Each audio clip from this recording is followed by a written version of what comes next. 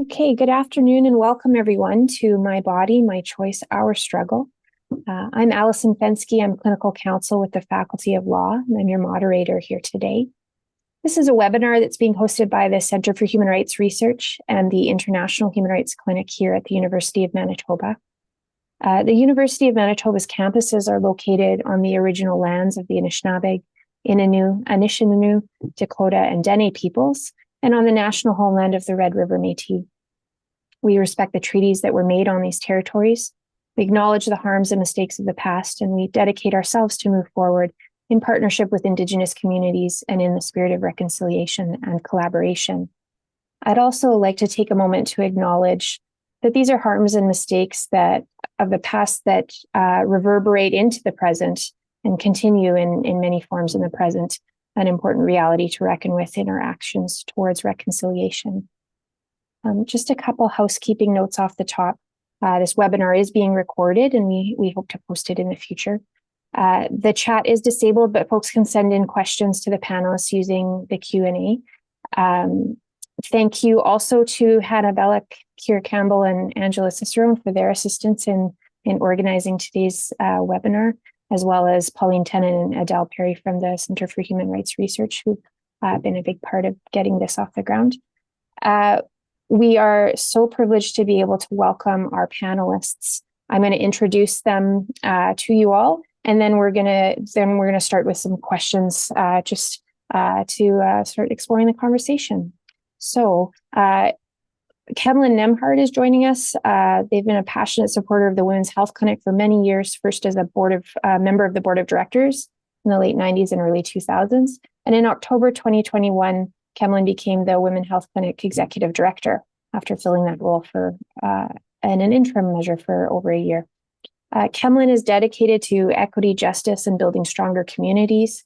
She's been involved with the Canadian Federation of Students, Daniel McIntyre St. Matthew's Community Organization, and the Canadian Women's Health Network, where she was the national health educator. Kemlin's also served on the boards of community organizations like SEED, the Winnipeg Folk Festival, Horizons Magazine, and West End Cultural Center.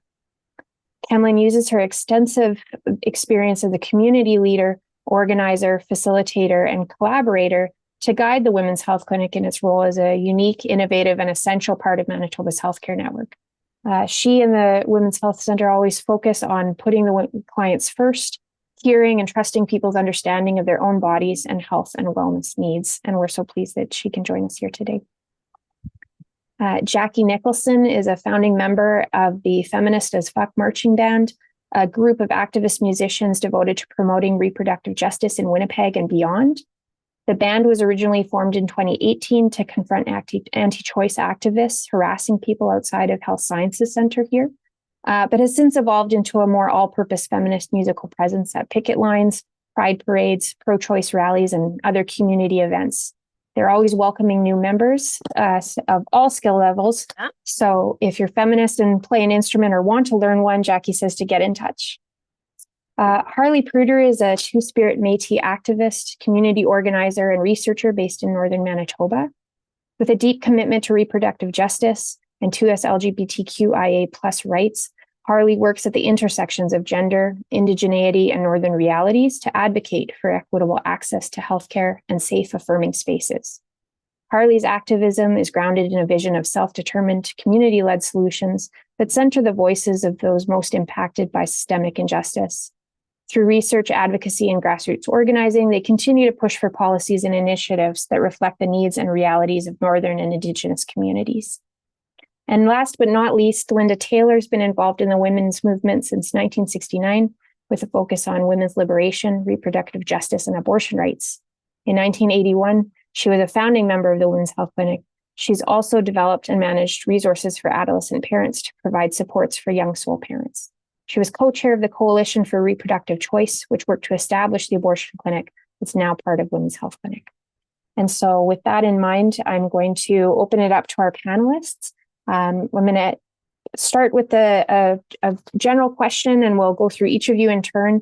I'd love to hear what are the things that you're passionate about in this conversation and what's bringing you to the table when it comes to reproductive justice. So let's start with Kemlin. Hi, thank you. Thanks so much for having me here. And yeah, I'm really looking forward to having this conversation because I think this conversation is really important. Um, so what brings me to the table? Ultimately, for me, it's about justice, about equity, about peace, and about democracy. And because I think that all of those things are intricately linked, and that I think, I believe that what we're seeing right now, around access to abortion rights, for instance, or things around, uh, you know, the anti-trans movement, things like that. I think those are bellwethers, and that of a larger issue and that we need to actually um, pay attention to all of the issues because they're all interlinked. And when I say democracy, I think because for me it's fundamental about democracy, about living in a truly democratic society. Because for me, what that is about is that we can all participate fully in society.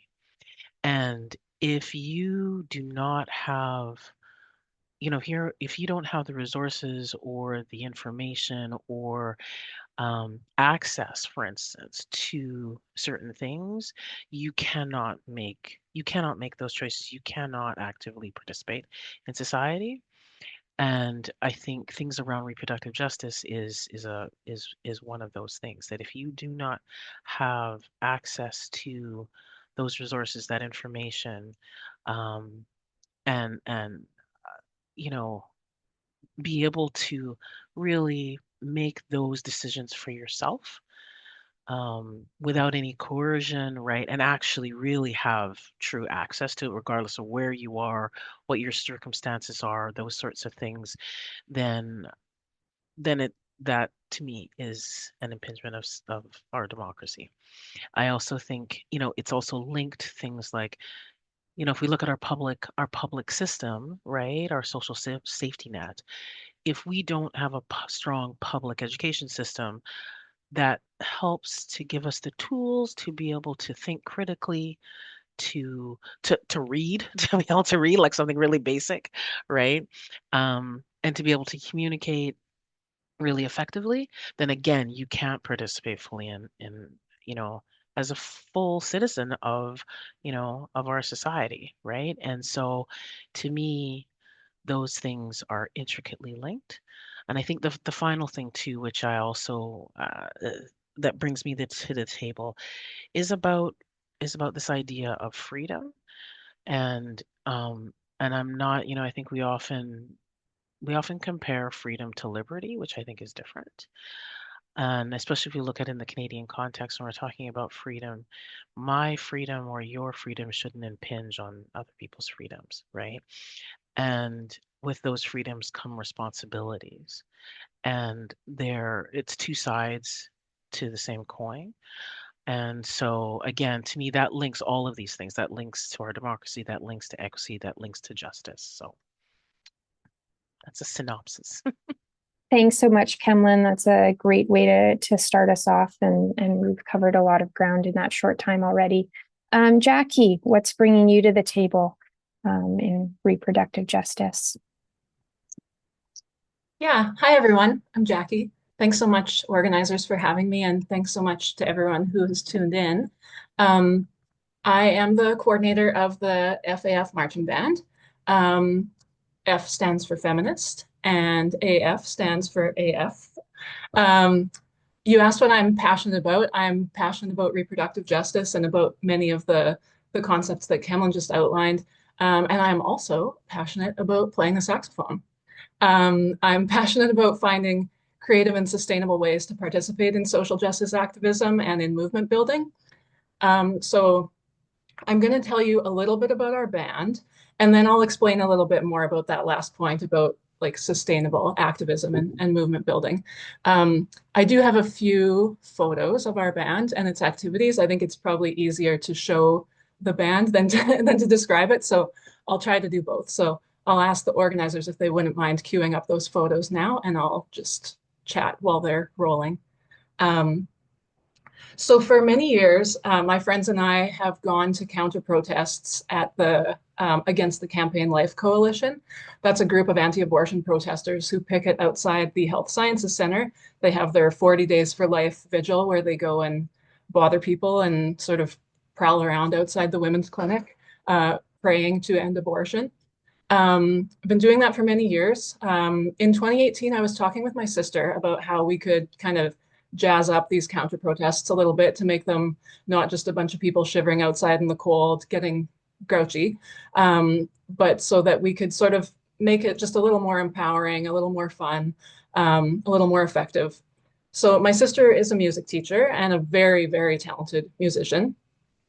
I am also a musician, or maybe that's a bit of a stretch. I am a person who has a saxophone. I'll say that much. Musician, maybe not, but I can make some noise with my saxophone.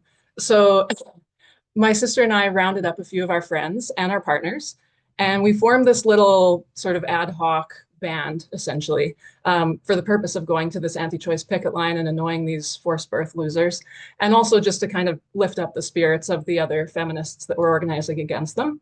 And so over the years, as you can sort of see the band growing in the photos as they play, our band has expanded a little bit, and it's become not just this trollish thing that we do once a year, but like a full-blown band.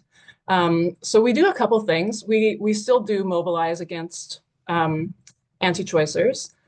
We have scaled this back a little bit since COVID because of the public health implications of like angrily blowing a trombone into somebody's face. That sort of has a different effect now than it did 5 years ago. So we do some counter protesting still. We also do provide a joyful musical presence at all kinds of feminist events. So like rallies and parades and things like that. And then finally, we do fundraise for an organization called Action Canada for Sexual Health and Rights. Some of you might be familiar with that organization. And the money that we raise for them goes into a fund that pays out-of-pocket costs for people who need to get an abortion, but who essentially can't afford it because they need to travel or other financial barriers. So most honorariums that we get, for example, we donate to this group, and we host our own events and fundraisers for them as well. So this will be our 7th year as a band, and we seem to be really picking up steam and having a lot of fun too, which does bring me back to my original point that I wanted to talk about super quick. I mentioned earlier about activism being sustainable. And when I say sustainable, I basically mean that there is a lot of work to be done. We could all spend our whole lifetimes on this, and I think most of us will. There's a steep hill to climb when it comes to a lot of these issues. So I think as activists, we should try to be thoughtful about what projects that we choose so that we are able to stay involved over a lifetime. And in addition to being effective in the movement, we can also derive some semblance of joy and fulfillment out of our work, at least some of the time. So if you got to work hard on something your whole life, hopefully you can find some joy in it as well. So the marching band is one of my favorite things that I've ever organized because I think, or at least I hope, it meets a need within the reproductive justice movement, but it also meets some of my needs as a human being for fun, friendship, feeling a part of a community, increasingly important these days amid the current news cycle to feel like you're surrounded with like-minded friends and that you're doing something to make a difference and also having a good time, at least some of the time. I also hope that our band is an accessible and welcoming entry point for people who maybe want to get involved in activism but aren't quite sure where to start. So I've been involved myself in left-wing organizing for a long time, and I do think that some of our organizing activities sometimes can be a little bit alienating to newcomers. Epic 3-hour meetings where we discuss praxis and strategy and use all sorts of like incredibly inaccessible language is probably like having people backing away slowly. And so not that strategy and praxis aren't important, but I'm hoping that with this project, we're hopefully finding a balance between something that could also be a little bit fun. So I'm hoping that this project can pull in people who aren't already comfortable in activist spaces and maybe be an entry point into some of those other more things that might require a little bit more work.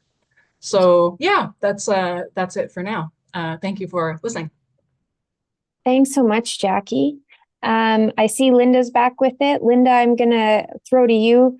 We're talking about, what brings you to the table and what makes you passionate about the work in reproductive justice. Back when I was a university student in 1962, I became unexpectedly pregnant and determined that I did not wish to continue with the pregnancy.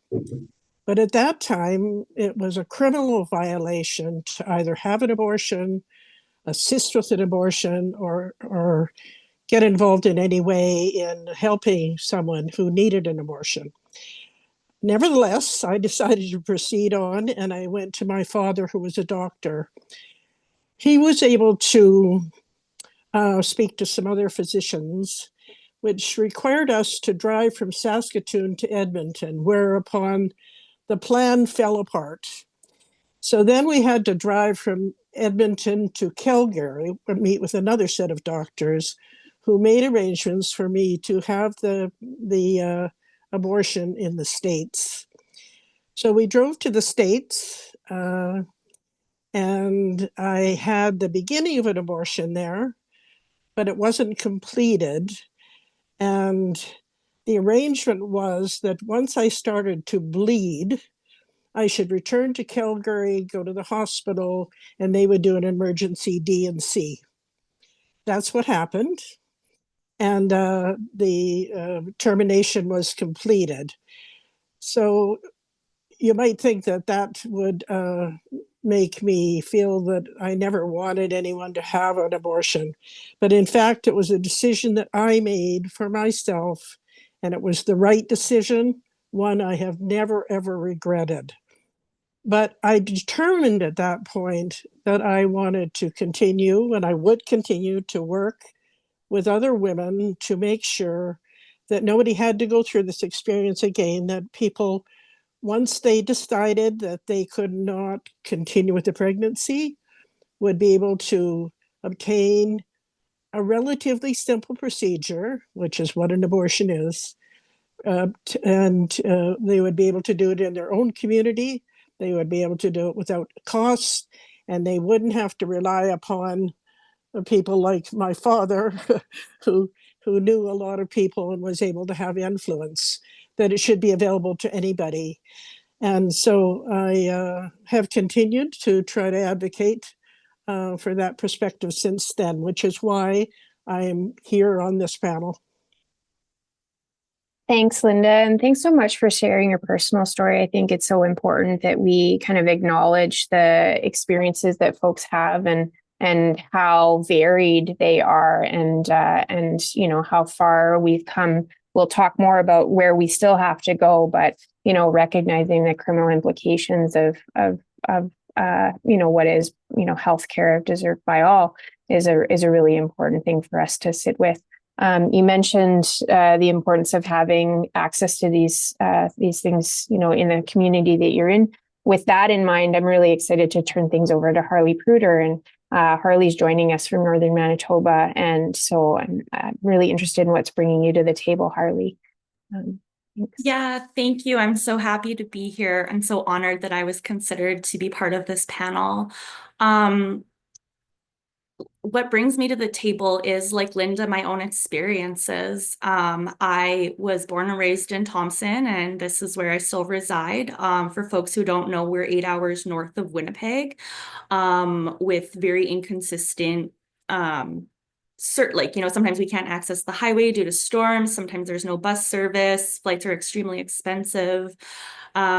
So in my own experience, I needed to access abortion when I was about 19 years old. And I was met with a lot of shame from the healthcare provider that I tried to access through, even to get the information.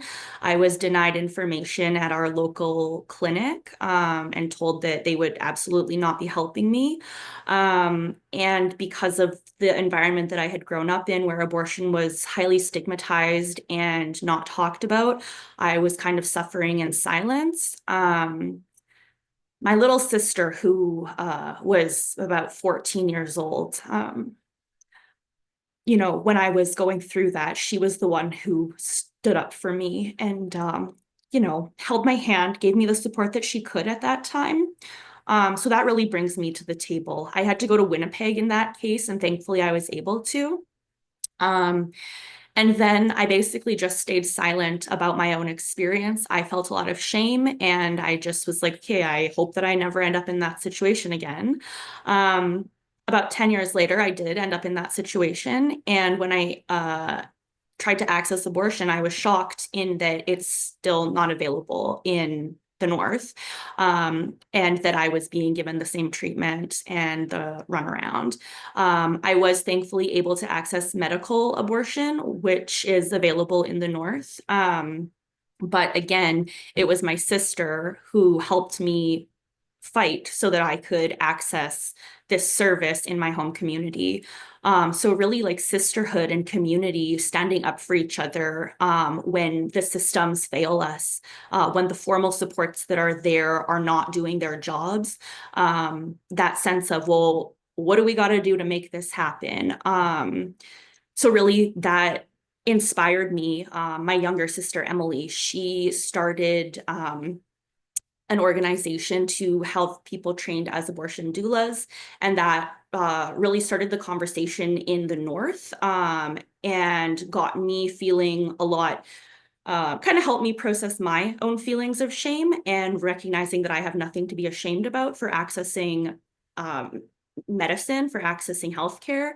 But I saw how the power of silence, there is a power in silence, and that the more I started talking about my own experiences, other people started opening up to me and saying, yeah, I also had an abortion. And I realized after I started talking about it that this is an extremely common thing. We know this from statistics, but even just from my own personal experience, you know, I was seeing that this is a very common thing that people need, and that we need to combat the silence. So just by talking and not allowing that shame to overtake in the situation. So that's what really brings me to the table.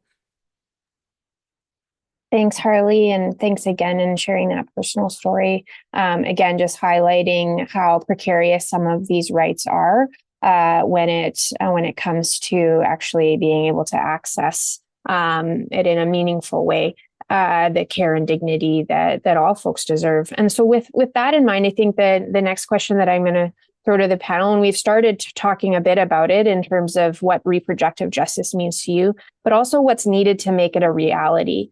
So we've heard a few threads in these conversations already about access and support and destigmatization, but I'm interested in exploring that a little bit more in terms of what we need to bring to reality your own sense of reproductive justice. So I'll go to Linda first. Well, I would say reproductive justice means that you have control over your own body in whatever you wish to do to your body should be yours, and it should be available through our healthcare system.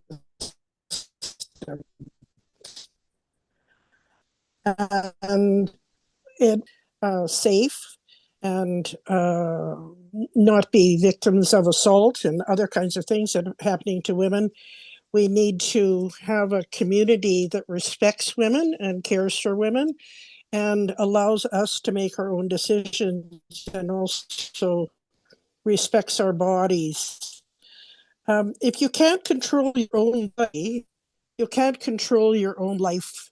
It's such a fundamental human right that it permeates every other aspect of your existence. And so it for me, I'm looking at structural answers to this and more at the human answers, that we need to live in a community where women are respected. And that's not the case now. Thanks, Linda. Thanks so much. Jacquie, turning to you. what's needed to, in your view, to make reproductive justice a reality? Yeah, well, one thing for us that's very important to me personally and to my marching band project and my marching band colleagues, um, we need to be very explicit and unapologetic about the significance of abortion. We try not to use euphemisms for abortion or to be squeamish about using that word specifically. Obviously, talk of choice and so on is great, but like we also want to be really careful not to, yeah, like not to get into the euphemisms like abortion, abortion, abortion, abortion. There need not be any stigma around that word. It is a medical procedure, just like tonsillectomy, abortion, tonsillectomy, morally equivalent. So we try to say abortion a lot, chant it and sing it and so on.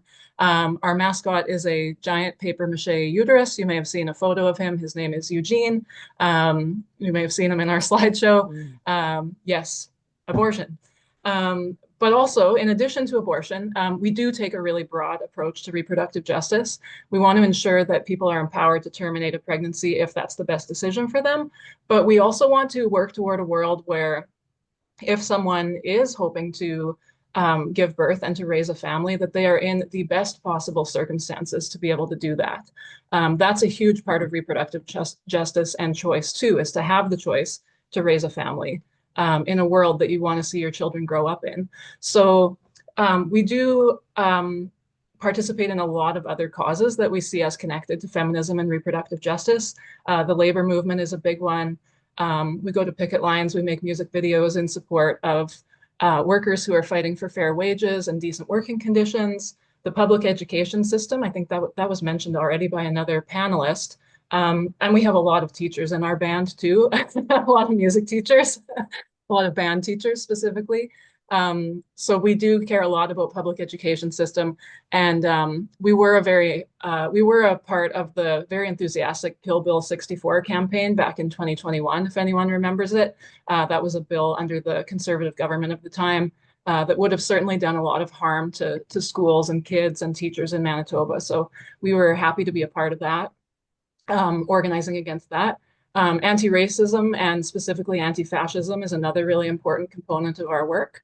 And a huge focus for us right now is support for the queer and trans community. And that is only going to get more important in the coming days. If anyone has glimpsed at a TV or a internet in the last like 2.5 weeks, and further back than that, of course. We do participate in a lot of pride festivities and also in counter protests against homophobic and transphobic organizing. So if we hear that bigots are mobilizing somewhere, then we mobilize to either to meet them and drown them out, whether that's like joining up with a counter protest that's already being organized by another group, or if that's something that we can sort of scrape together ourselves as a band. The one really nice thing about brass instruments is that you really don't need very many people to have a very effective protest. We are very loud. I'll show you a sample of it later. The second part of the question is what is needed to complete our vision? And for our project, we could always use more people. Our members have very, very busy lives. Nobody can ever make every single event that we do. So the more people that we have, the more of a presence that we can be. We are a very, very easy band to join. At least we like to think so. I cannot emphasize enough how de-emphasized musical talent is in our band compared to, say, Fabulous Fashions or Feminist Politics. You do not have to be very good to play in our band. Again, you will hear a sample of what we sound like later. Our songs are easy to learn. We have modified and simplified parts for people who are like brand new, learning something for the first time. And we do have some people, some very talented. I don't mean to say that like there aren't talented people in the band. There certainly are. But if you want to join us and you're not talented, you can kind of like hide behind the people that actually know what they're doing pretty easily. So yeah, we do have skilled musicians. We also have people who haven't played in 20 years and are just getting back into it, like grabbing the clarinet out of the closet from high school. Enthusiasm counts a lot more than talent. And if anyone who's watching is interested in joining us or even just following along with what we're doing, to come and sort of support us at our events. Like, we always have a bag of tambourines that we carry around. So if you want to join the band for one day, you can do that too. I think someone just plugged our Facebook into the chat. So yeah, that's what we need, is more people. Thanks so much, Jackie. It's so great to hear about that kind of power in collective organizing and the importance of coming together in community to advance this. And so I'm going to turn and ask Harlie, and we'll wrap this question up with Kemlin. So Harlie first. Yeah, what's needed to make that your sort of sense of reproductive justice a reality, and what's important to your work? Yeah, I think that the biggest thing right now would be if we could have surgical abortion accessible in northern Manitoba. That would be a huge step in the right direction.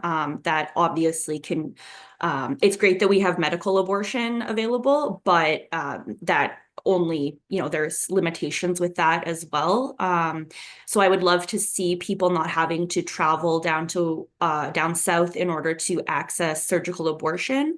And then the other piece of it is still people in even further, like, remote communities have to come to Thompson or go to other communities to birth, to have their babies.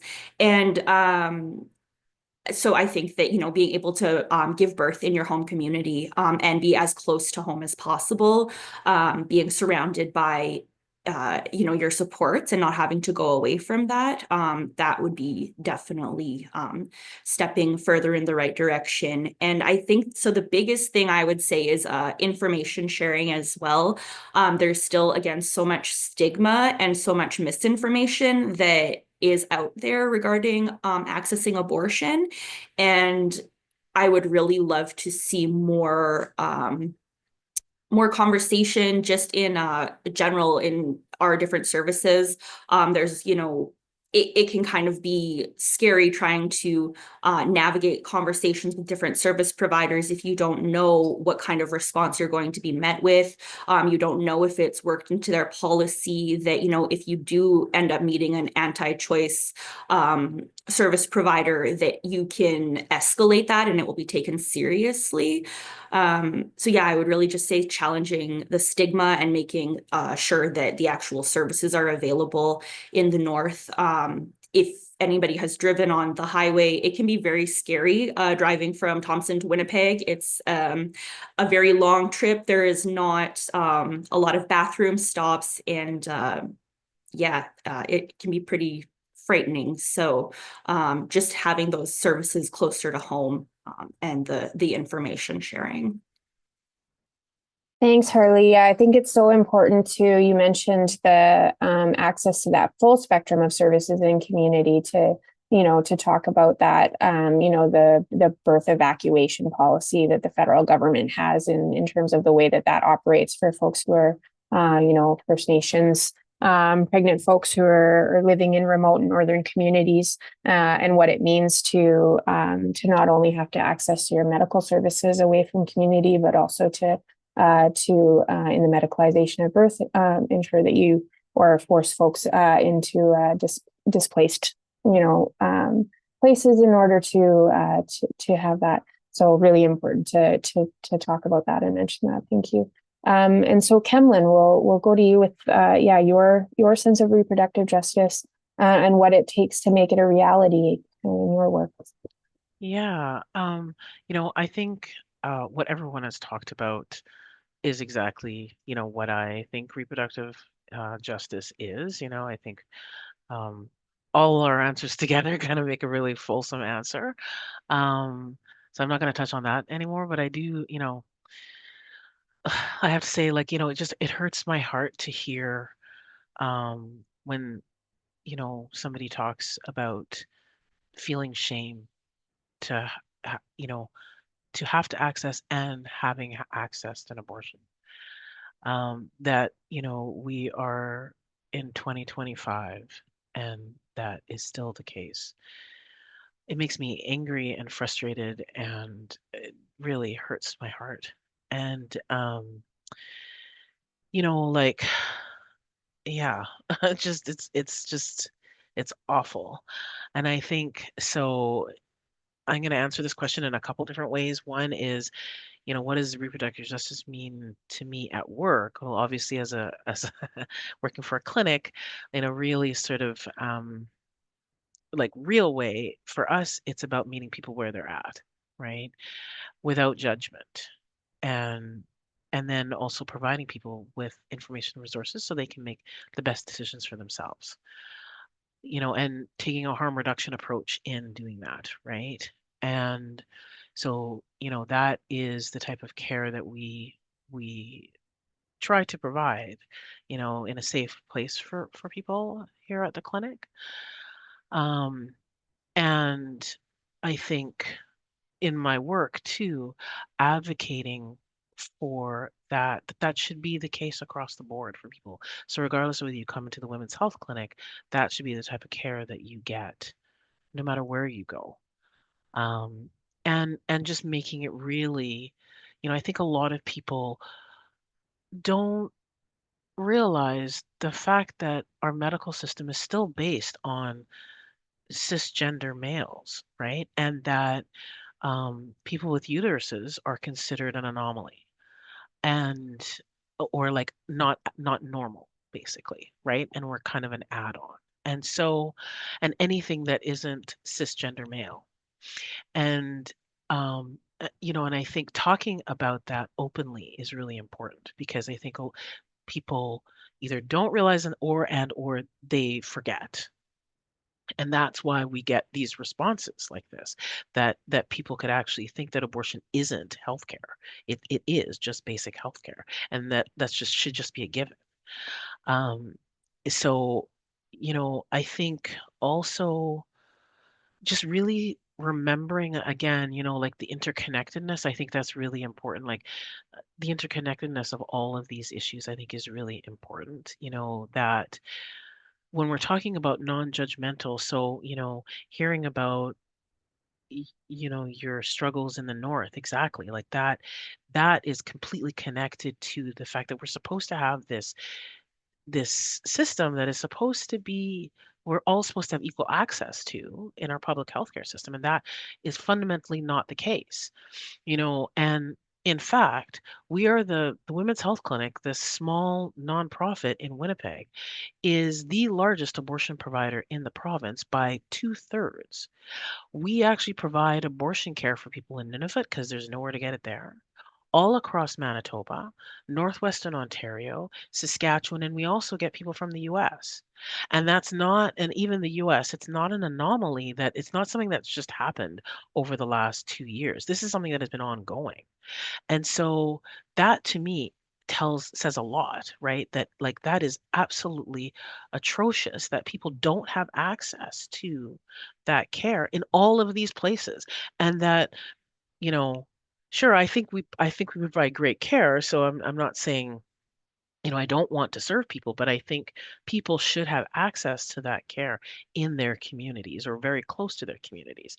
And in a way that um they're not, if you're in a really small community, there may only, you may go to the one doctor that's known you and knows your whole family, right?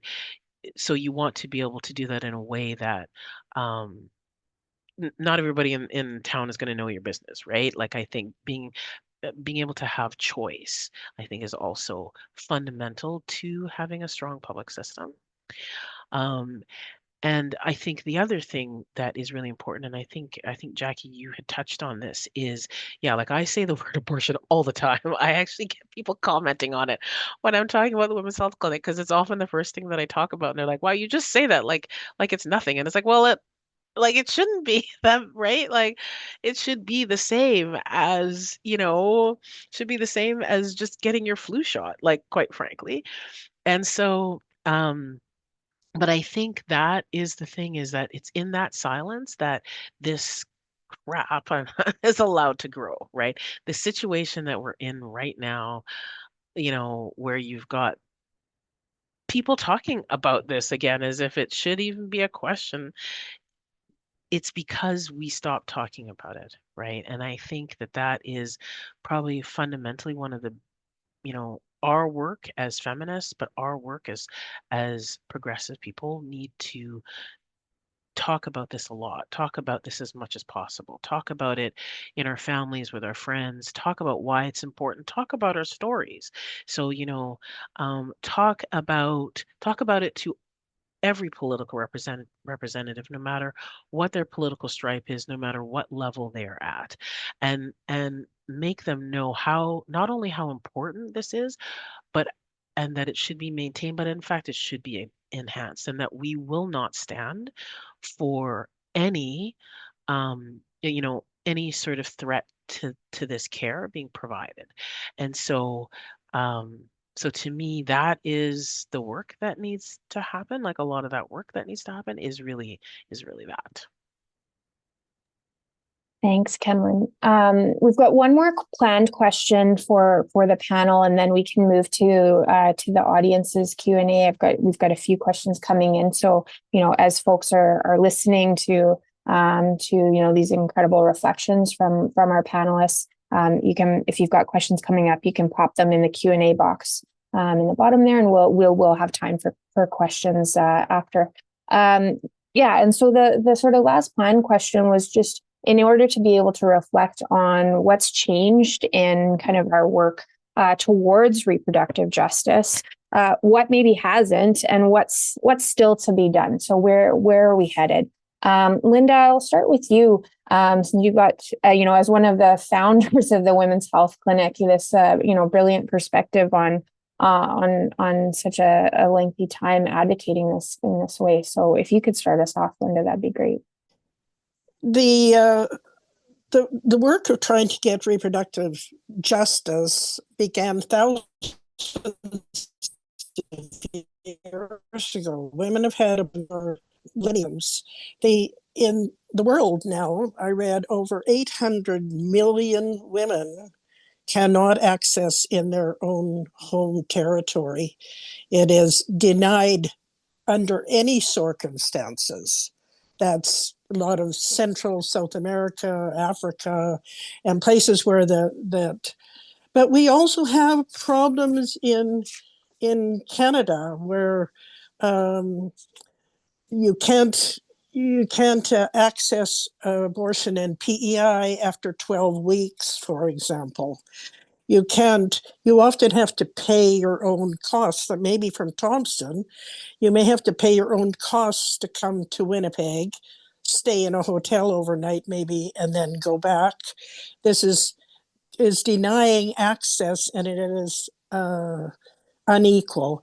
If you are part of many cultural or ethnic groups, your community will forbid this. For example, the Catholic Church is denying abortion rights to people who adhere to Catholicism, which many of whom ignore, but nevertheless, they put pressure on you to do that.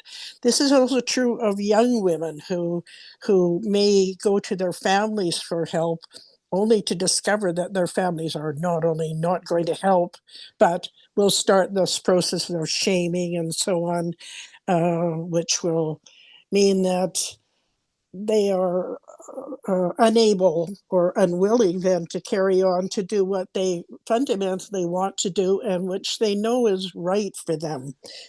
So I think we need to make abortion, as everybody has said, more publicly known and understood what goes on in that particular case. Places like Women's Health Clinic need more funding. I've been there recently, and it's a pretty rundown looking building right now. And why is there not money coming in to develop women's health clinics so that it is a welcoming and modern place for people to go and have abortions? Why, when we brought in free contraception, which is very valuable to people, and that was brought in by this government, brought in free contraception, but they left the morning after pill off, which is surely one of the most fundamental pills that you need. If you've been assaulted or made a mistake and you know you could become pregnant, you need to be able to get that pill. You can get it, but you have to pay for it yourself. And why is that the case? It's not acceptable. So there's many, and I just have to say that we are facing an election in Canada in the next 6 months at least. And if we get a prime minister who's like Trump, Polyev, we could be in real trouble. I don't think that women in the States 10 years ago really thought they would see themselves deprived of the rights that they had fought to get and maintain. And yet half of American women now can't get abortions within their own states. And we must never allow this to happen in Canada, when we've got to be very vigilant about that. Thank you, Linda. Yeah, that's really an important point in terms of situating ourselves in kind of the current political landscape and what that might mean. Jacquie, for you, what's changed in your work over time, and what do you see is still needing to be done? Yeah, so we don't provide any direct services like the Women's Health Clinic or some other pro-choice organization. So I feel like our work isn't quite as directly impacted as by what's going on in the US. However, the anti-choice movement here is certainly emboldened by the rise of fascism in the United States, and we do need to match their determination. Another thing to consider is, as income inequality increases in Canada and people's chances essentially to have a good life feel more and more remote, I think it's more important than ever to consider really practical, concrete, and not just symbolic ways that we can provide support and solidarity. So I'll just mention once more, in a little bit more detail, that fund that I spoke of earlier by Action Canada. Other panelists have already talked a bunch about access to abortion in Canada and how spotty it can be in the north and in other areas, other remote and rural parts of the country. People may have to travel for an abortion. They could incur costs like, having to get hotels, having to get time off work, childcare for their existing children. So the fund from Action Canada pays for things like hotels, flights, meals, for people who might otherwise be out hundreds or thousands of dollars just to get a necessary medical procedure that they should be able to get in their hometown, but that is just not the case at the moment.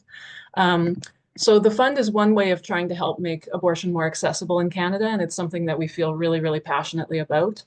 A few years ago, we started asking people to make a donation to this fund as a way of sponsoring an anti-abortion activist. So the anti-abortion protests that I spoke of outside the Health Sciences Center at the start of the panel here, we will go to these protests now, and we'll take a head count of how many anti-choicers are there, and then we'll blast out on our social media, okay, there were 40 forced birthers there. So like, if all of you give $25 and you each like sponsor one of these losers, then we can raise $1,000 for Action Canada. And sometimes we'll even, if we meet our fundraising goal, which we always have, we'll send the forced birthers a thank you note at the end of the 40 Days for Life to be like, hey, people were so pissed off at you that they donated thousands of dollars to fund a bunch of abortions. Congratulations. More abortions happened because of you. And we usually find like the most ostentatiously like religious card that we can possibly find, and like with like sparkles and like religious imagery. And yeah, we'll write on it and send it to them. And so anyway, that's our our fundraiser that we've been doing for the last few years. And it has been a lot of fun, and fortunately has been a really effective way of raising money to help folks that need this critical medical procedure. 2 years ago, or 3 maybe, we made a music video as part of our fundraising. And I hoped that there would be time to show it to you guys. It's only 90 seconds long. So I will ask if maybe the organizers wouldn't mind getting it queued up for me. We made this a couple of years ago to ask for donations and to kind of spread the word about who we are as a band. And it was a really effective tool at the time. And it also just kind of captures our vibe in a nutshell. So I'll let you guys watch that. Such a beautiful day to stand here and try and force people to give birth against their will, isn't it, dear? Oh, it certainly is. But wait, do you hear something? There, off in the distance. What is that?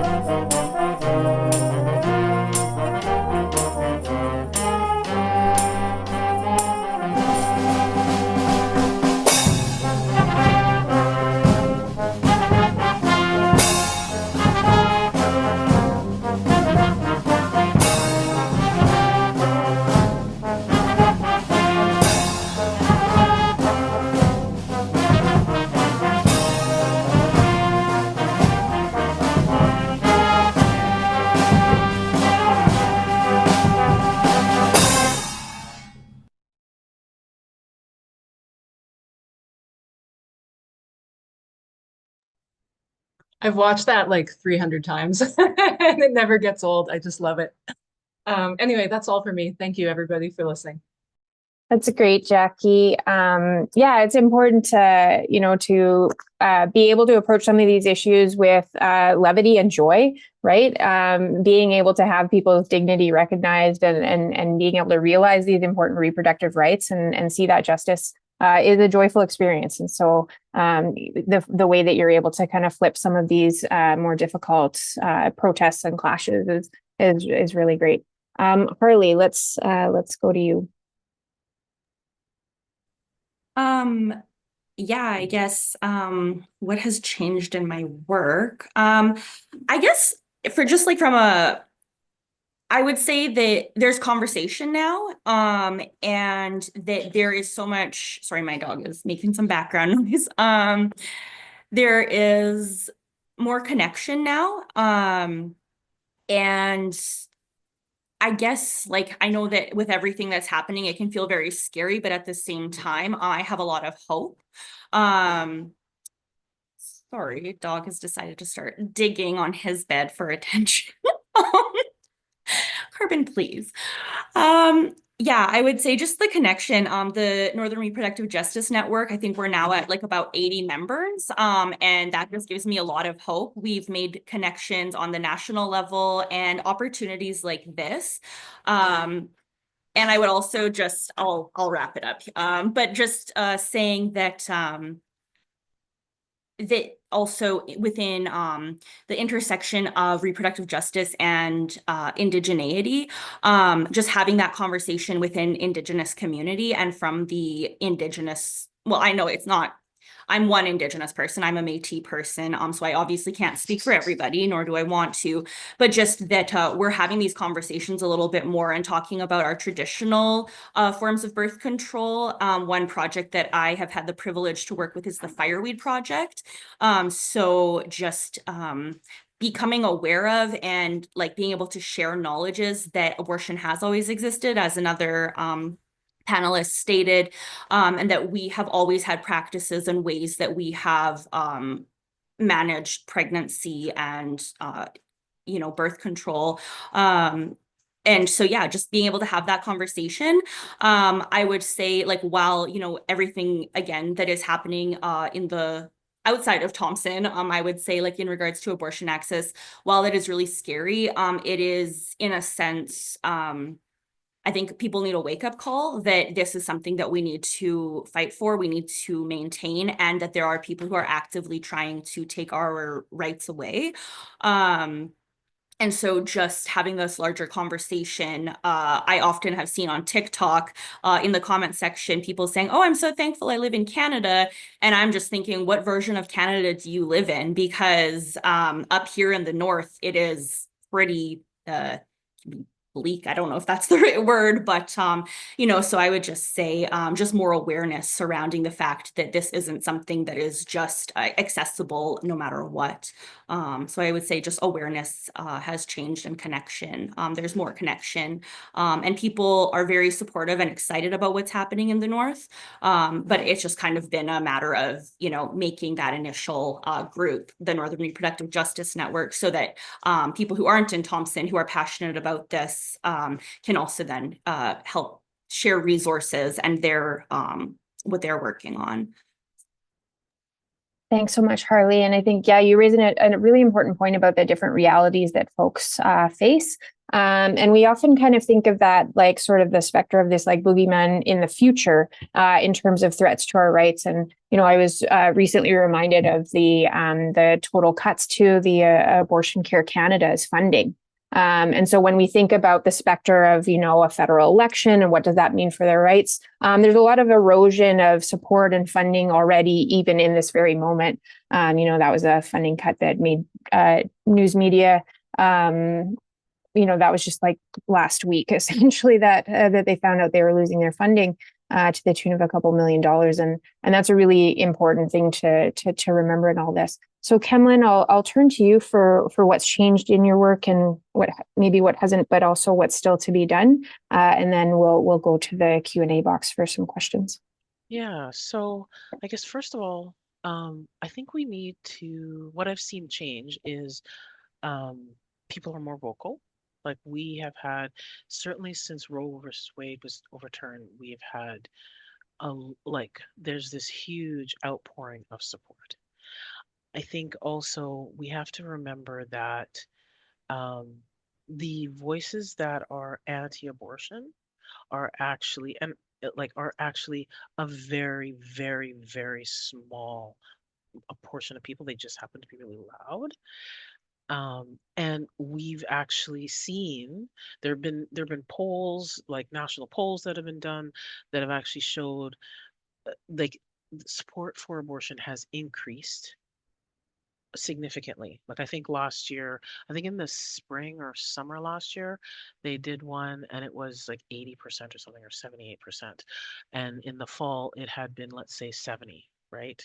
Earlier. So like there's this increase in support. I think the other thing too is we, you know, and I did this too. There is this idea because right now I think the Conservative Party of Canada and the Conservatives generally have been overtaken by fascists. And we have this idea that, oh, if they're conservative, they're not necessarily supportive of abortion access, and that's not true. And that's one thing that I have actually learned in this job because I talk about it all the time. And I have been really pleasantly surprised to see these, you know, support where I didn't think there would be support. And I think we can't like, you know, underestimate that. And so we need to not only talk about it to each other, but we need to talk about it to people that we may not necessarily think would be in the same, would, you know, vote the same way as we do, right? Because I actually think that there is a lot more support out there than we are led to believe by the loudness of the voices of these few small number of people. So that's one thing. I think from a system perspective, we need to actually, and I actually saw one of the questions in the Q&A, and one, you know, we actually need to push to train more people, train more practitioners, right? More like family physicians. This medication abortion you should be able to get access to medication abortion from your family physician. There is no reason you shouldn't be. You should be able to get access to medication abortion in a walk-in clinic, from a family physician, a walk-in clinic.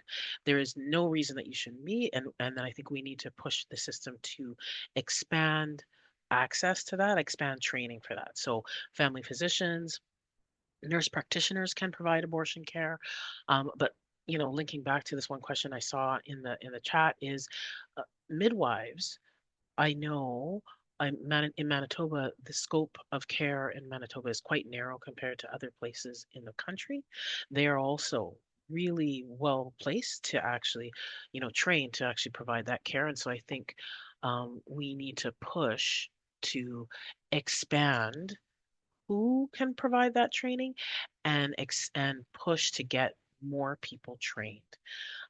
So that's another thing. I think also we also, just so people know, we also have a fund that we fundraise for, partially, because we serve so many people from so many different places. I think, Harlie, you mentioned it. Yeah, like when people have to travel a great distance to come to Winnipeg to get an abortion.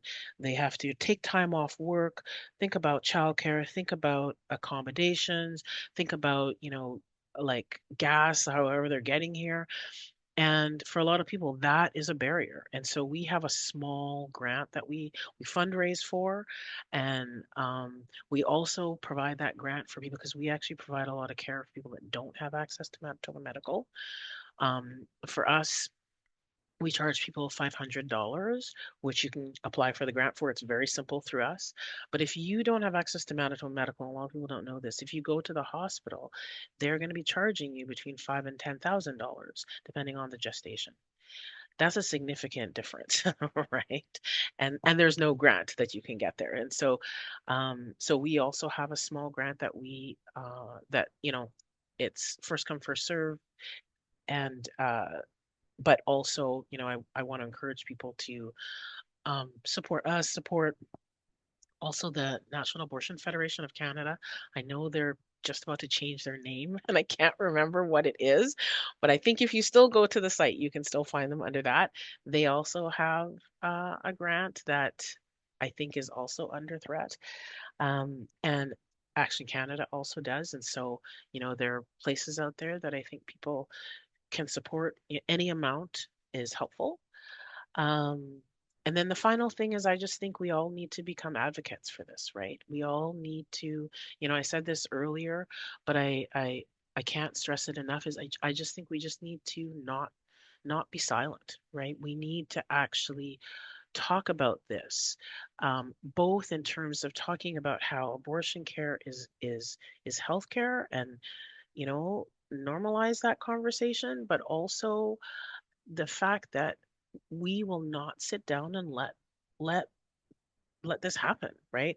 We will not allow this to become under threat. And in fact, we demand that it needs to be a lot better. Like, we demand resources to make sure that we actually do have a system that recognizes that no matter where you are in this country, you should be able to have access to this basic healthcare, right? And so I think that is the biggest thing, is that we all need to be advocates. Whether you're talking to your MP or MLA, whoever, but you're also talking to your kids, you're also talking to your friends. So yeah, I'll just leave it there. Thanks. And Kemlin, that's a great, great call to action, but also, as you mentioned, you kind of were looking to a bit of the Q&A. And so I did want to just circle back to the point, because I do think it's helpful. We did have a question come in from Miriam Brown. Hi, Miriam. And so the question was, just so folks are aware, and I'm just going to read it out because I think it's really helpful to have that context, which is, I have extensive knowledge and training in sexual and reproductive health care, including abortion services as a midwife. And her question is about the barriers that healthcare providers, specifically midwives, face in trying to offer that important care to communities.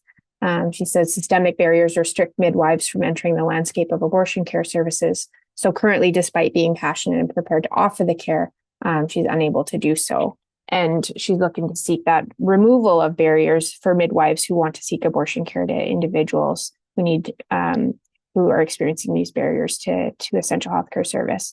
And we had another question that similarly was asking about the implications that this might have for Manitoba and Canadian nurses, if any. And so thinking about those other healthcare professionals who are such vital participants and play such a vital role in the delivery of these healthcare services, I just kind of wanted to open that back up to the panel, whether there are any more specific comments about or answer to how we can help to remove that kind of specific barrier from accessing care.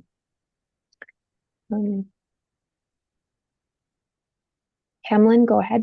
Yeah, so yeah, like I think for midwives, it's part of the college that like their scope needs to be expanded, but nurse practitioners can provide medication abortions.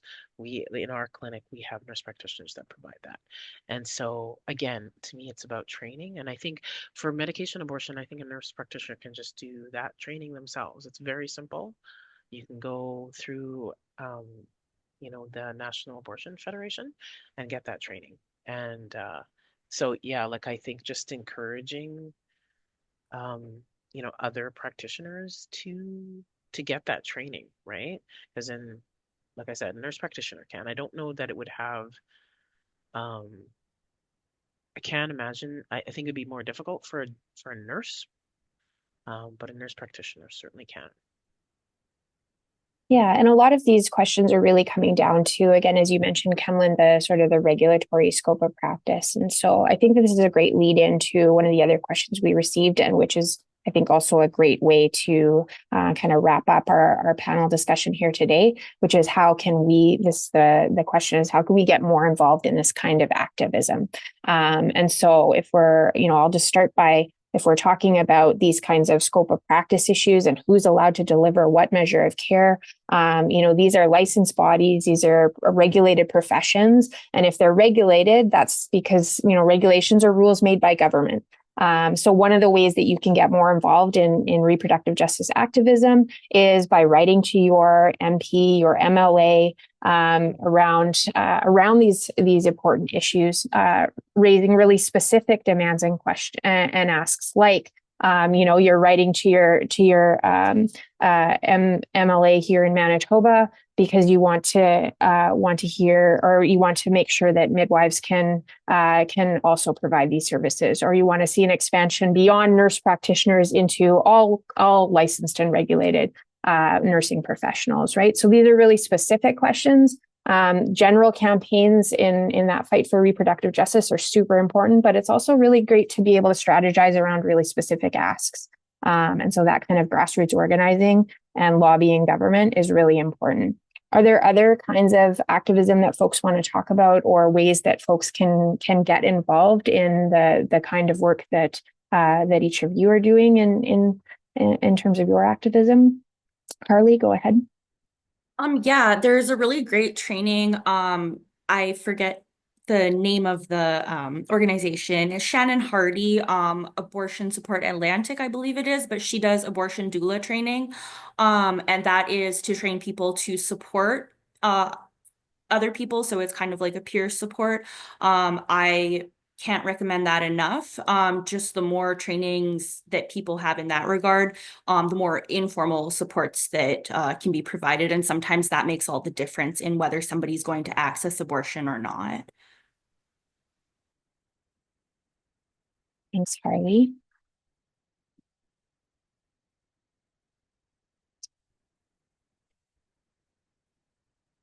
Jacquie or Linda, do either of you want to add, or? Oh, Linda, you got to unmute your mic.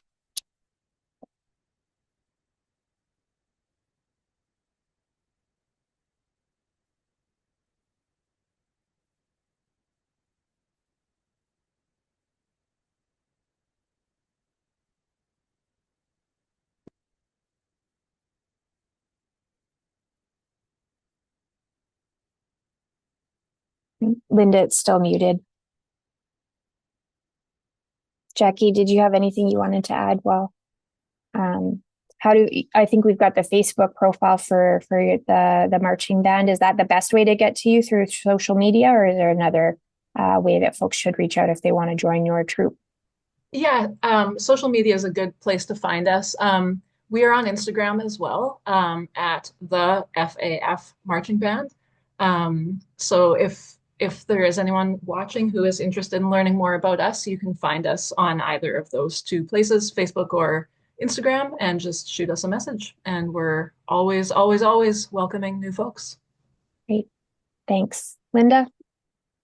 Could we ask that information be provided by you, Pauline, to all of us and anybody else maybe that wants it on the organizations that have been mentioned today that do work which is supportive of women who are accessing abortion or wish to?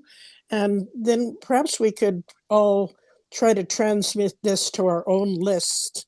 And we need to develop better with email now.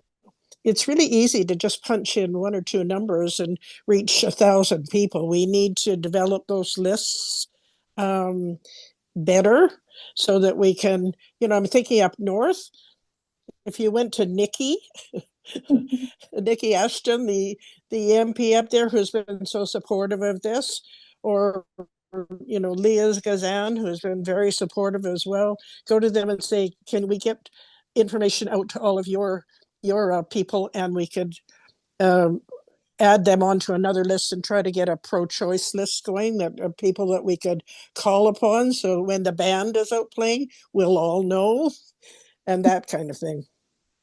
Yeah, that's a great call to action, Linda. We'll definitely have to follow up on that. Kemlin, you had something you wanted to add? Yeah, I was just going to say too, we also have 2 volunteer programs.